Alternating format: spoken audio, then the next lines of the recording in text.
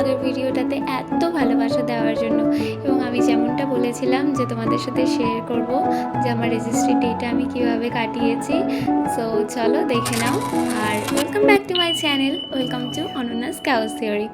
যেহেতু আমাদের বাড়ি থেকে রেজিস্ট্রি অফিসের ডিস্ট্যান্সটা অনেকটাই, তো আমরা অনেক সকালে বেরিয়ে পড়েছি আর আমরা টাইমলি পৌঁছেও গেছি। দেখো চলো, কাকু বললো বেশি দেরি করো না, ডকুমেন্টের কাজগুলো সেরে নাও আগে।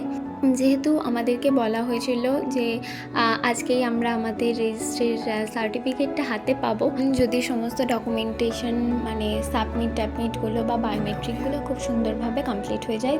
তো তাই জন্য একটু টেনশন এবং এক্সাইটমেন্ট সব রকমই মোটামুটি ফিলিংস কাজ করছে। এই যে দেখো, আমরা যে 1 মাস আগে যে অ্যাপ্লিকেশনটা জমা দিয়ে গেছিলাম এটা এখানেই ছিল।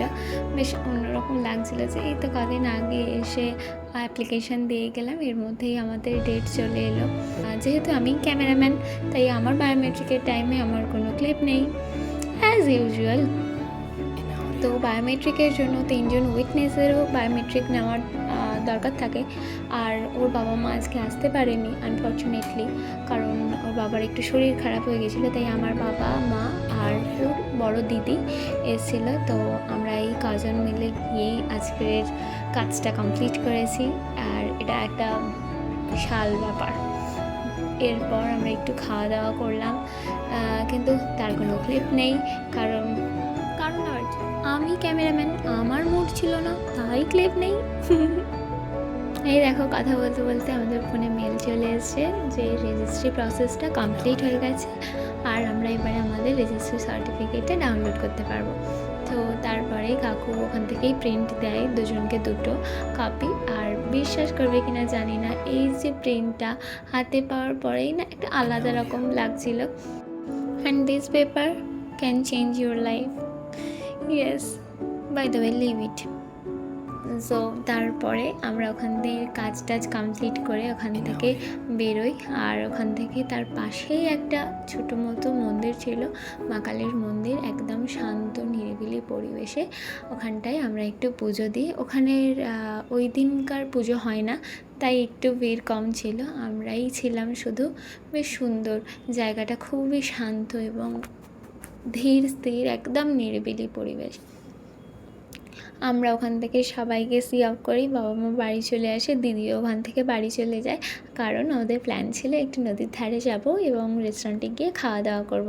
আমার মাও ভেজ আর দিদিও ভেজ, তাই ওরা বাড়ি চলে আসে। আমরা ওখানে একাই যাই। আর ওখানে আমাদের সাথে জয়েন করবে আরেকজন, আমার বোন, কারণ ও যেতে পারেনি, ওর ক্লাস ছিল। ও আমাদের সাথে রেস্টুরেন্টেই মিট করে। এখানে একটা টুইস্ট আছে, ও এখানে লুকিয়ে লুকিয়ে বাড়ির খাবার খাচ্ছে রেস্টুরেন্টে গিয়ে। সেটা আমি ক্যামেরা করছিলাম বলে ওর একটু প্রবলেম হচ্ছে। আরে তুই খা না, অসুবিধা নেই। কারণ একটা চকলেটটা হল না, ভুলটা হল না। রেস্টুরেন্টে আমরা অর্ডার করা সত্ত্বেও আমাদের খাবারটা দেরি করে দিয়েছে, কারণ ওটাই ওদের কাজ। তুমি যখনই খাবার অর্ডার করবে 1 বছর পরে তোমাকে খাবার দেওয়া হবে। যাই হোক, খাবারটা দিয়ে তো গেল, কিন্তু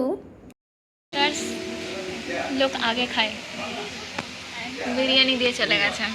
স্টার্টার্স এখনো এসে পৌঁছায়নি, নাকি আসছে। ওকে ডেজার্ট হিসাবে স্টার্টার্সকে দেখা যাবে। সো সেই ওদের প্রসেসে মেন কোর্সের পরে গিয়ে স্টার্টার্স। ব্যাস, খাওয়া দাওয়া শেষ, আমরা এবার বাড়ি যাব।